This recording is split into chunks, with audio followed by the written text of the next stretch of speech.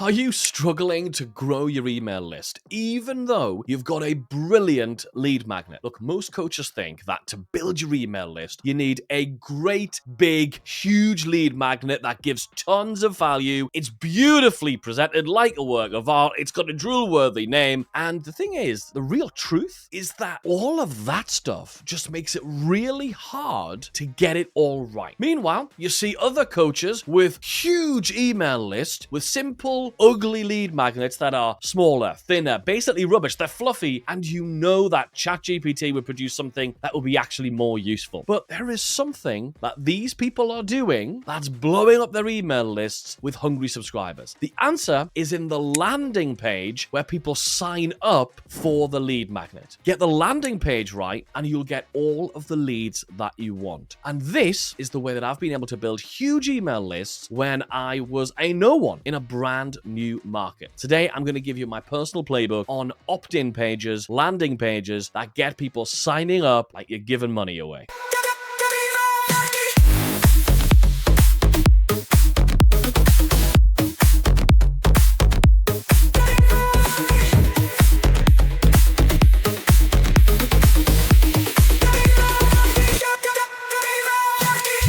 Hello and welcome. Happy Email Marketing Wednesday. Kennedy here with you. Welcome to the Email Marketing Show. If you're new around here, welcome. It's great to see you. If you haven't already, make sure you hit the subscribe button because every single Email Marketing Wednesday, I create a brand new episode just like this of practical advice that you can go and use to grow your education-based business, your coaching business, using your email list. So make sure you hit subscribe and we'll make sure that more episodes like this show up in your feed. One of the things I was doing recently is I took one of my offers from making $27,000 in sales to over $500,000 in sales. And I did it using some really simple psychology in some really simple emails. I didn't grow my audience. I didn't grow my list. I didn't launch a new offer. Literally same offer, same audience. And we went from 27 grand to over $500,000. And I used a process that I call Email Marketing Sorted. And I've just recorded a brand new 5-module course called Email Marketing Sorted. And for tuning in to the Email Marketing Show, I want to gift it to you for free. Literally, just go to emailmarketingsorted.com and you can access the whole program just by going to emailmarketingsorted.com. I think you'll get loads out of that. And you'll see the 3 different psychological principles that I used to do these amazing things and make sales on autopilot while I'm sleeping, while I'm making this video for you, while I'm on holiday or whatever. So into these landing pages, look, there are 3 ingredients of what we're going to call your lead machine. And they are, first of all, a landing page where you give people the information so that they'll want to give you their contact information in exchange for your lead magnet. That's how they're going to get onto your email list. It's that page. Second thing is a thank you page that you're going to send to them after they've entered their information. And thirdly, an email that actually delivers the thing that they asked for. Now, before we get any further into this, I want you just to know, I'll be really clear. The laws around what you can ask for and what you can say and these things are very different in every single country. And they're always changing. So please just go and make sure that you aren't accidentally doing something that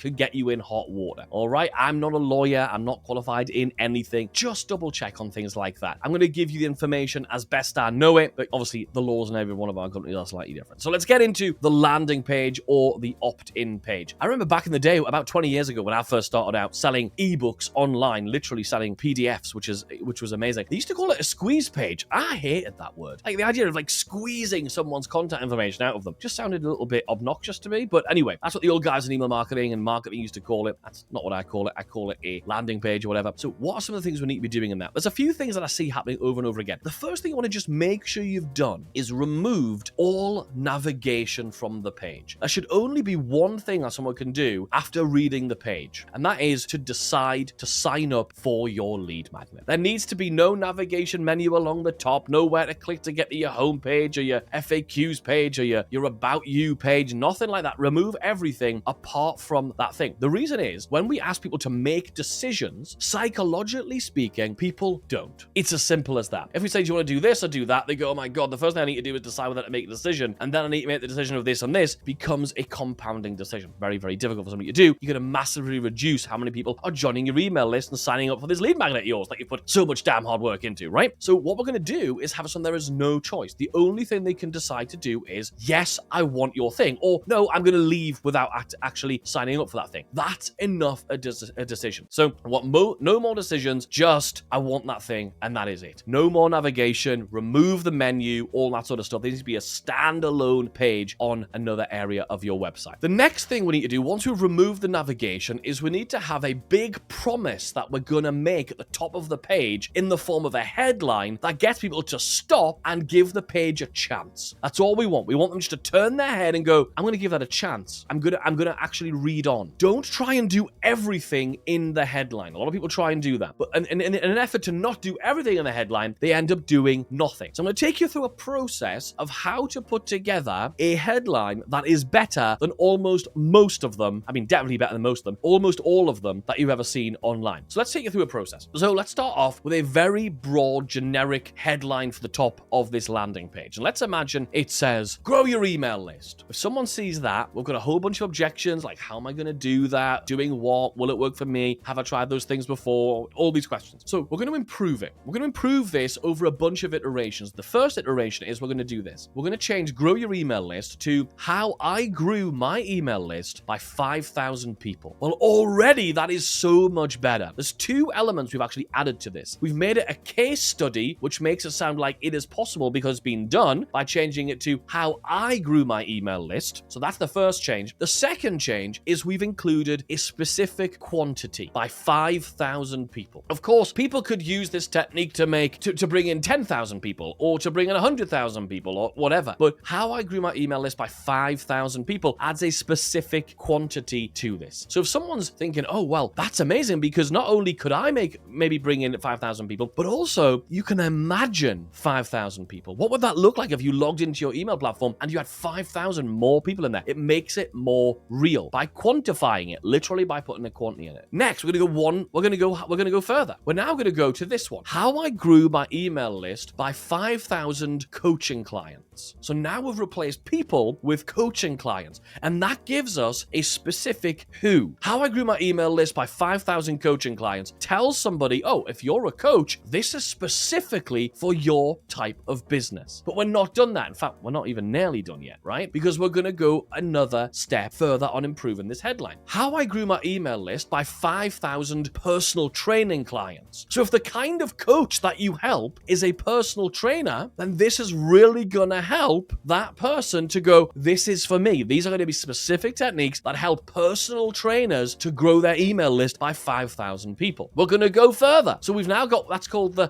type of coach. That's the type of person. So we've got the who, which is a coaching client. We've escalated that and gone more specific by going into the type. Next, let's try this one. How I grew my email list by 5,000 personal training clients in 60 days. We've added a time frame in. How I grew my email list by 5,000 personal training clients in 60 days. We've given them a time. My goodness, imagine in just 60 days, I could have 5,000 more people on my email list in my personal training business. All these things are really stacking up. There's one more step. How I grew my email list by 5,000 personal training clients in 60 days without ads. Now we're also combating it's without the very thing you don't want to do. It doesn't have to just be a without. It could be a specific how. So I'll say that again. How I grew my email list by 5,000 personal training clients in 60 days without ads. It gives them a specific how. What you've now got is you've got a specific headline that turns the heads of your particular people. Because the last thing we want to do is have a brilliant lead magnet that has a terrible, crappy wrapper. It's like a really brilliant book with a terrible cover that everyone walks past when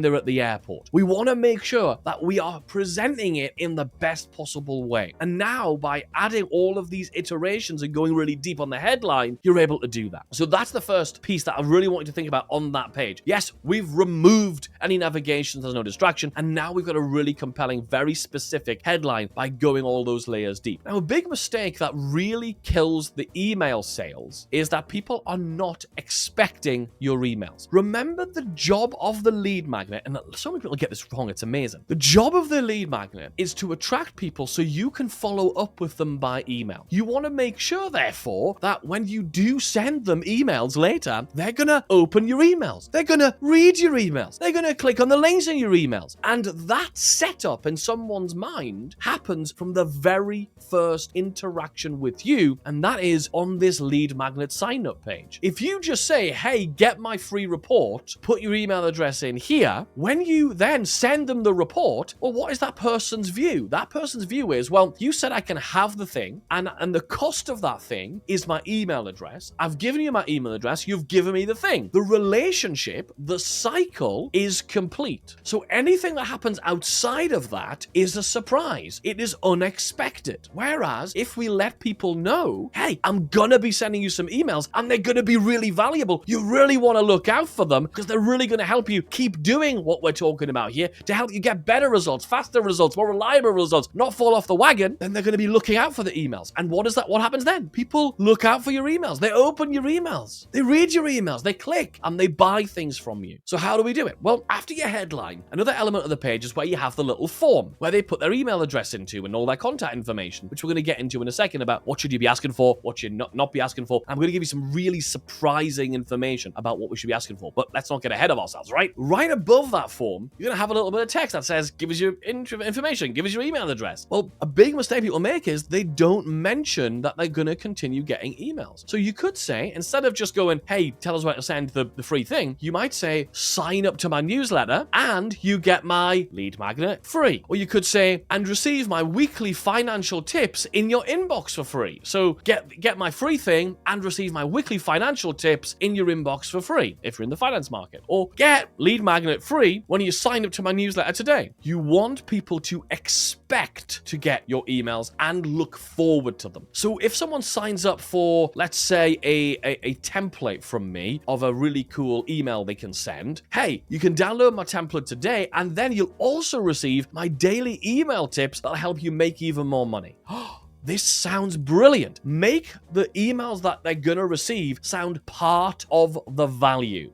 A lot of people get this wrong by being like, oh, and you'll also receive my newsletter, but you can always unsubscribe at any time. They sound like, oh, and by the way, I'm also gonna send you a load of rubbish that if you hate them, which you probably are gonna hate them, there's a button to get out. Don't worry. It sounds like you're apologizing before you even get into it. That's not the way to go about this. Really position your emails themselves as valuable, because even if you sell in every single email, you are helping people to solve the problem that they've got. And that is a noble, brilliant thing that we should all be doing. Okay? So make sure you have something right above the form that says you are absolutely going to get my emails from this. Expect them. Look forward to them. They're going to be brilliant. And the way I get my head into this, a little mind hack that I get in my head into this is I want you to imagine that they should be paying for your emails. Your emails are going to help them so much. They're extremely valuable, so they should be paying for them. And if that was the case, what would you say there and then? Also, get my daily tips about this for free, no extra charge.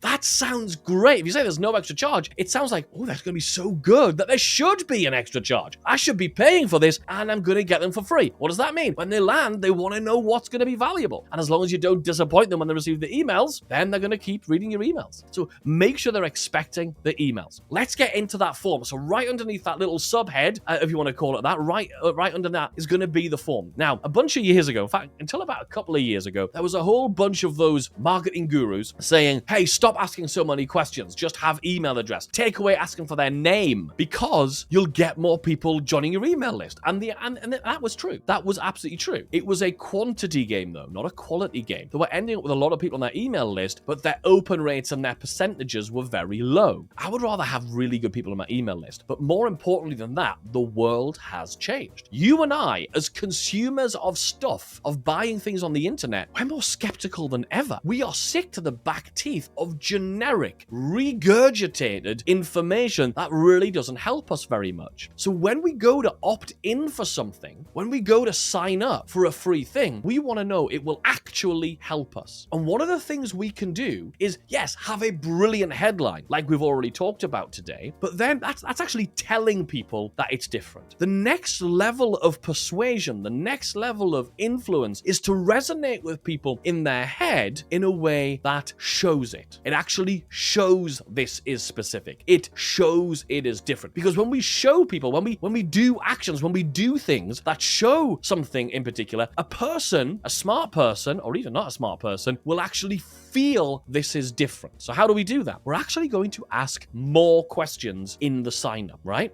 Just by the very fact you are asking, even if you do nothing with the information they give you, by the very fact you are asking them for a little bit of information, simple information, nothing they've got to go and research or look up or that they feel awkward or overexposed by answering, nothing too intrusive, but just by asking some additional personal information, it makes the whole thing feel more personalized, that we really are going to help you, right? So I'm going to give you some examples of what they're going to be in a second. But what's really nice here is that you get less of the casual browsers who are going to ignore your emails. You're going to get people who are a little bit more considered. And honestly, it hasn't made that much of a dent, if any, in the sign-up percentage, because I think it looks a lot more personal. And of course, if you want to use the information you collect, you can get a really good understanding of your people. You can collect information that you can look up and go, do you know what it is? I thought we were targeting this kind of person, but the kind of person we're really getting on the email list are like this, they're at this stage, or they've got this size thing, or whatever. Let's make sure our offers are actually helping the kind of people who are actually on our email list, not the kind of people we would like to have on our email list. And that's really, really important. So what are we actually going to ask for? We're going to ask for first name, definitely. I want to be able to address people. We're going to ask people for their email address. Of course, we're going to be sending them emails. But we're also going to add in some additional questions. I would like to always, as often as I can, ask a specific question that's specific to your industry. So for me, it might be, how many email subscribers do you have right now? I'm not going to ask them to type in a number, because if they type in a number, they might feel like they have to go and look it up, and they might not be specific, or they might be a bit embarrassed because it feels like a small number, because everybody feels like they've got a small email list for whatever reason. What I do instead is have a little drop down that gives them brackets. Hey, I'm just getting started, which is another way of saying 0, or and you can do the same thing in weight loss. How often have you been, how long have you been trying to lose weight? I'm just getting started. It means I haven't done anything yet, but take the pain and the sting away from that. And then, so it could be, how do you put your email list right now? Or are you looking to lose weight? Are you looking to build muscle? Are you looking to train for an event? So it could be like, what's your goal right now? Lose weight, build muscle, train for an event. And just a little drop-down menu works brilliantly. And then you can ask for people's phone number. Again, if you're going to do phone follow-up, if you're going to maybe do some SMS or some WhatsApp, something like that, will really help. So just adding 1 or 2 additional fields will really help you understand your people. And then we've got the submit button. That button that says submit or sign up. A really great way of making that much more compelling is to write it in the first person as a benefit or a transformation of what they're trying to get as the outcome. So rather than just submit or sign up or download, yes, I want to make sales on autopilot. Or yes, I want to be in the best shape of my life. Write it in that first person so they hear themselves saying it in their own head and share the outcome.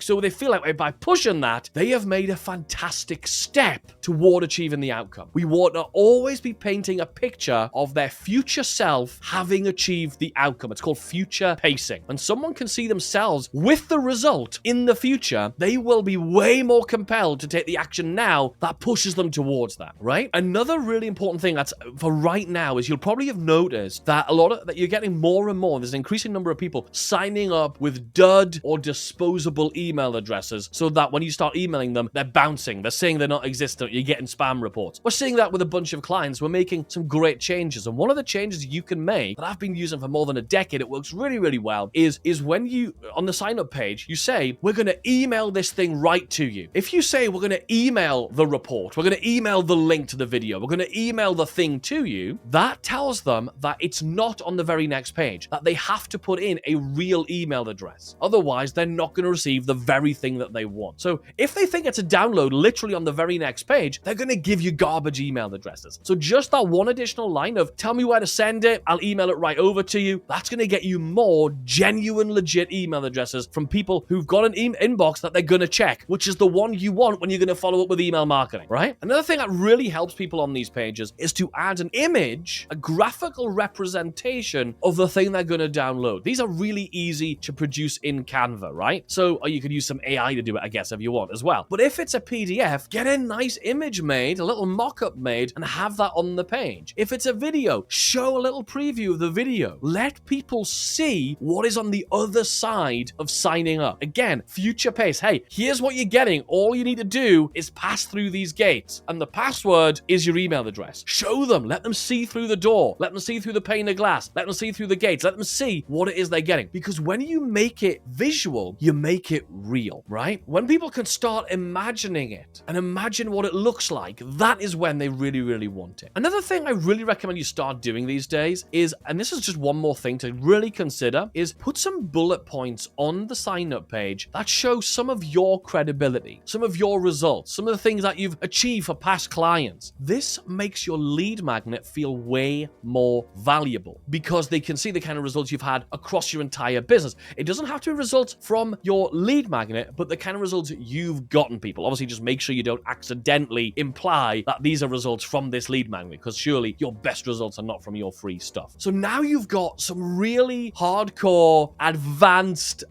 techniques of things you can use in your landing page. I'm going to just cover off some really simple additions to your thank you page and the email that actually delivers your lead magnet. So I want to make sure you've got all these pieces in place. As I said before, the first thing on your thank you page is you don't want to have the download link for your lead magnet on the thank you page, because again, we want to encourage people to give a real email address that they've got to go and check to download that lead magnet or to have access to it. And again, if you might have some people who opt in with a rubbish email address, a made up email address, they get to that page and realize, oh, it's not on this page because there's no, you probably got a little banner across the top that says, hey, it's going to be emailed to you. I'll get onto that in a second. And they'll go back and they'll re-opt in because they really, really want it. But what you do want to do on this page is you want to offer an opportunity to go deeper with you, to spend more time with you. And the way you do that is first of all, you do need to lead on that page with telling them where the lead magnet is. You don't want to start your relationship off on a, hang on, I opted in for that thing, I signed up for that thing, where is it? Now you're just selling me a thing, or now you're trying to get me to do something else. I really wanted that thing. You sold me, even though it's free, on getting this thing, and you haven't given it to me. So you always want to allay that fear immediately. So your top of your page should be like, hey, welcome, we're about to email that thing over to you. It takes about 10 minutes for the system to send it over to you. I always say it takes about 10 minutes, and we actually put a 10-minute delay in sending it to them. Why? Because I want them to not get distracted going and getting the lead magnet. I want them to do what is on this page. That's really important. We want to control the pace at which someone moves on. It gives them that reason to not rush away and close the thank you page, never to be seen again. Well, of course, you'll be following up with them by email. What should be on that thank you page? Well, it could be various things. One of my favorites is to just put up a bunch of links and previews of other content that you already produce, so this person can spend more time with you, build a deeper bonding relationship with you, and that'll make them way more likely to buy stuff from you when they read your emails, which they will if you follow the rest of the steps I've shared with you, right? So that could be links to your podcast, your YouTube channel videos, your Instagram, your TikTok, your blog, wherever you are producing more content, link them up to various of those. The other thing you could put on there is a low-cost, no-brainer offer, because a small percentage of people will take you up on it right on that page. And when they do, people who buy from you once are statistically 50% more likely to buy more things from you. So the sooner they can do that, the better. And of course, that will also help you towards some advertising costs. So you could do both of those things. You can do both of those things. If you're going to do an offer, I would say you don't have any other distractions other than the offer, though. That's kind of what I would suggest. And finally, before we close up today, I want to just very briefly talk about the delivery email. Make sure that the email you send your lead magnet in is obvious. Make the subject line the title of the lead magnet. Don't make it cute. Don't make it curious. Don't make it clever. Don't make it the benefit. Give it to them exactly how they asked for it. Because the biggest worry that any of us has whenever we buy something, whether it's with our email address or with our actual hard-earned cash, our biggest fear is we won't get the thing that we asked for, and we hate being disappointed. If you disappoint somebody once, it doesn't take many disappointments before the person stops trusting you altogether. So you want to make it absolutely obvious what that email is about, and it is the lead magnet. Here it is, title of the lead magnet. And then in the actual content itself of the email, you don't want to just be like, hey, thanks for signing up, here's the lead magnet. That is a huge wasted opportunity. When people download lead magnets, only about 40% of lead magnets ever get opened. 40%, less than half. Why? Because we throw them out like they're not valuable. I want you to think of as many ways as possible of elevating the perceived value of the lead magnet, even if it's free. So a simple way of doing that is in the email, after they've opened it, it sells them on the value. This is awesome. It's going to help you do this. It's going to be brilliant because of that. Really lift it up, talk it up. And also to help them really want to go and consumer, because if they go consume the lead magnet, they're going to like you more, they're going to trust you more, they're going to want to buy more from you. So another thing you can do is drop a specific hint in that email of something they should check out inside the lead magnet. So if your lead magnet is an ebook or a PDF, you might say, hey, on page 12, I lay out the exact email to send that gets people booking sales calls. Make sure you don't skip page 12. Now I really want to go and read the lead magnet because you've told me something specific at a particular point in the lead magnet. Or if it's a video, at 8 minutes into the video, I show you the exact macros to eat that will put you into fat burning. Wow, okay, I know exactly what I'm going to do, right? And of course, send a second delivery email 8 hours later to check that they actually saw the first one. That will actually save you a lot of customer support queries and people being worried because they missed the first email. So now that you've got a lead magnet and you've got a page that is really going to have people to sign up, but where do all of these email people come from? Where do all these subscribers come from? What we need to do now is get tons of new people to come to this landing page so that they can sign up and start actually buying from you. And in the next part, I'm going to share with you a whole bunch of places where you can share your lead magnet landing page so your ideal clients see it and start coming into your world. You can check that out right here.